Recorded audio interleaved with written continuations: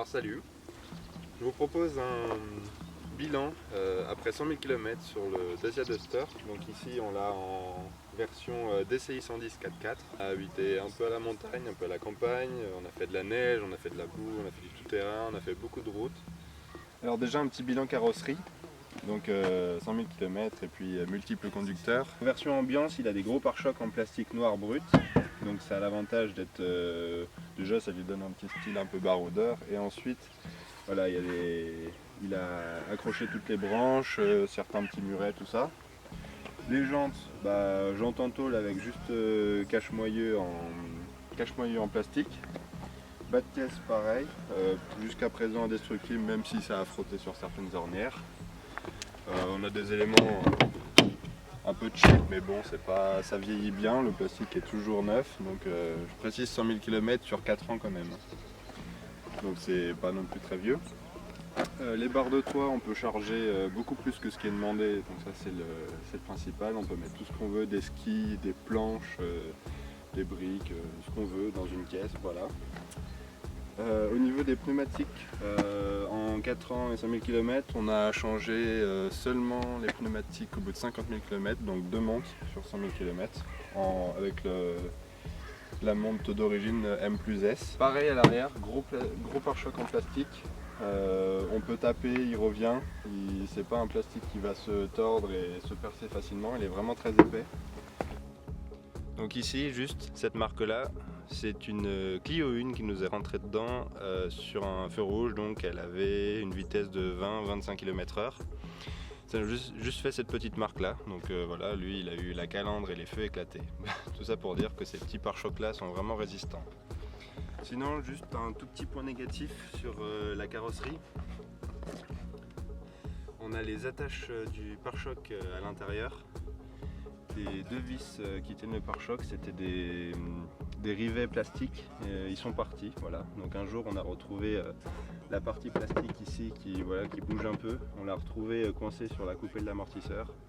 Mais bon, rien de dangereux ni quoi que ce soit, on en a fait remettre et elles sont à nouveau reparties, mais le plastique n'a pas l'air de vraiment trop bouger. En carrosserie, positif, donc bien conçu, bien assemblé, à part je vous dis le petit problème du pare-choc. On n'a pas eu de problème, il n'y a pas de rouille sous châssis, à part éventuellement sur une barre anti-roulis au niveau du train arrière, mais sinon voilà, pas de rouille.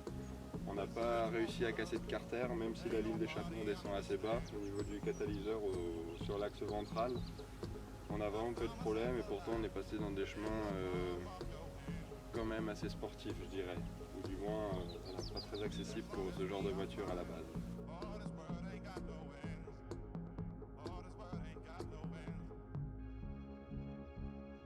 Pour l'habitacle, on l'a laissé volontairement dans son jus, donc on vous conseille l'option tapis caoutchouc clipsable. C'est vraiment utile pour la boue, quand on fait du ski, tout ça. Sinon voilà, on l'a laissé dans son jus, on a volontairement pas nettoyé après une session de déménagement et de travaux assez intense. Donc les plastiques ils sonnent toujours creux, c'est pas le souci, mais ils sont néanmoins vraiment bien préservés. Toujours le même aspect.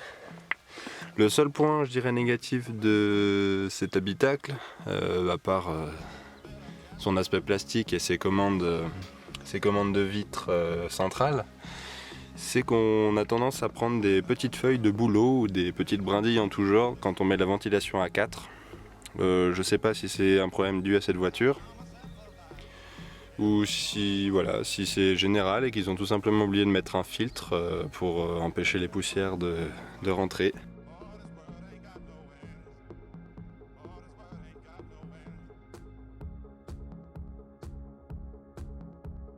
Au niveau du poste de conduite, je dirais rien à redire, surtout quant à la direction qui est vraiment assez précise et qui se durcit au fur et à mesure que la vitesse augmente, vraiment bien comme on aime.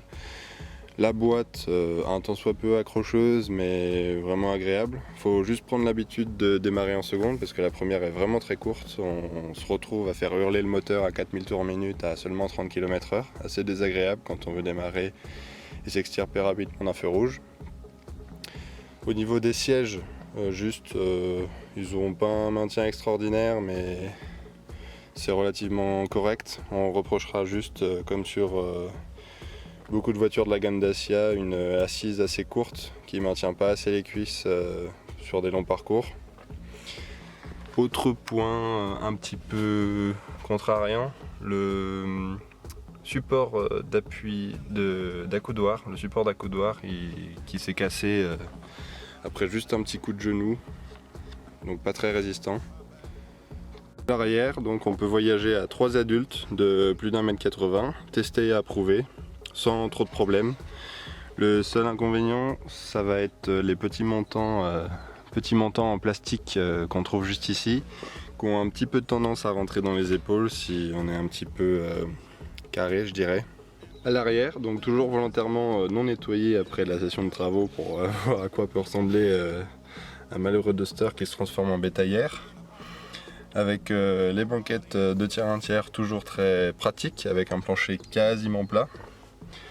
Petite protection à prévoir parce que la mousse d'origine, surtout quand on a un chien ou d'autres bestioles à poil, ça vieillit très très mal. Et sinon, voilà, toujours très pratique.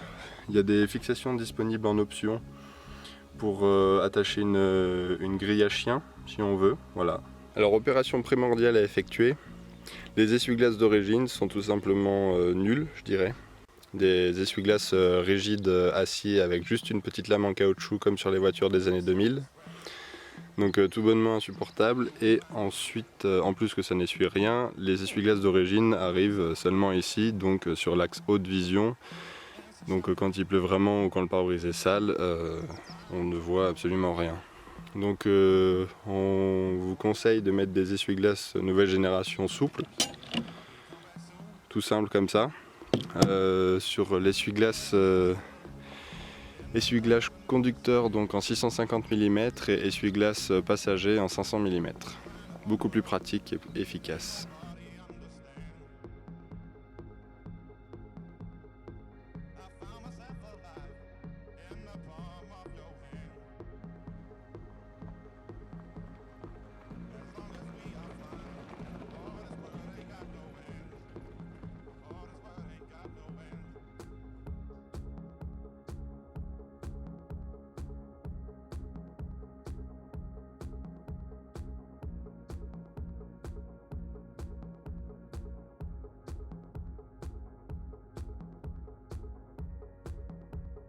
Petit test pour vous montrer dans un chemin.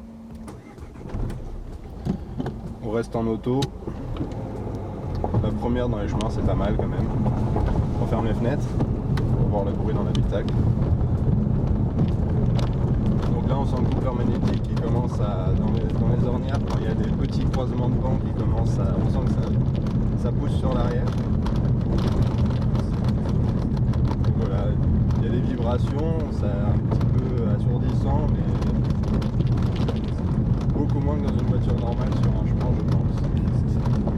Et quand on a dans des petites ornières comme ça, là, le Duster reste stable, vraiment aucun souci.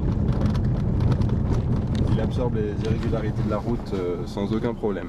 Donc on a pu voir au fil de tous ces kilomètres aussi que le Duster était un très bon routier, vraiment très confortable, un petit peu bruyant, voilà.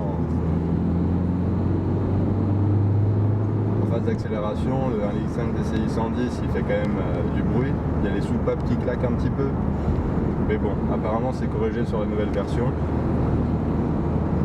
Mais il prend un petit peu de roulis, mais rien d'incertain, il reste toujours figé sur sa trajectoire. La 6ème vitesse est confortable, vous voyez, on va être à 90 km/h, on est à 2000 tours minute, donc il n'y a vraiment aucun souci. À régime stabilisé, le moteur il se fait vraiment oublier. On a juste les bruits d'air qui viennent des gros rétroviseurs et puis aussi des barres de toit. Les barres de toit ont été retravaillées sur la nouvelle version du Duster, un petit peu plus aérodynamique parce qu'on sent vraiment qu'il y a des bruits d'air. Si vous mettez en plus les barres pour porter, là ça commence à faire un bruit vraiment désagréable au-dessus de 110 km/h. Mais sinon, voilà. Très bonne voiture, les 110 chevaux ils sont là, ils sont jamais à la peine. On peut trimballer 5 personnes avec tout le matos dans le coffre, il n'y a pas de soucis.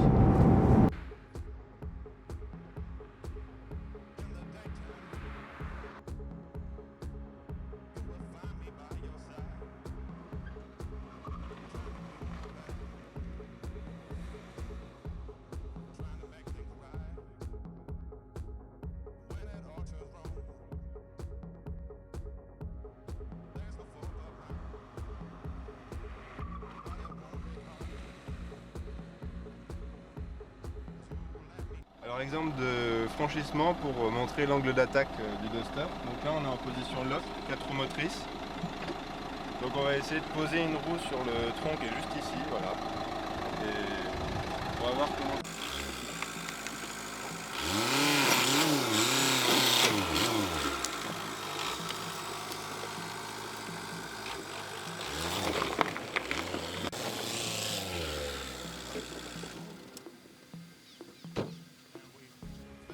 Alors, pour conclure avec ce Duster, en 2010, au mois de juin, on l'a acheté 19 000 €.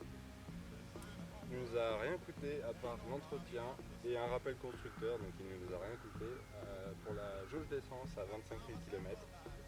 Sinon, on a juste fait les niveaux, changé les pneus, lavé de temps en temps, parce que là il est vraiment crade. Et sinon c'est tout. Donc c'est vraiment un compromis idéal. On est une famille de 5, on met le chien derrière, on met le porte-vélo et ça grimpe l'école, il n'y a vraiment aucun souci.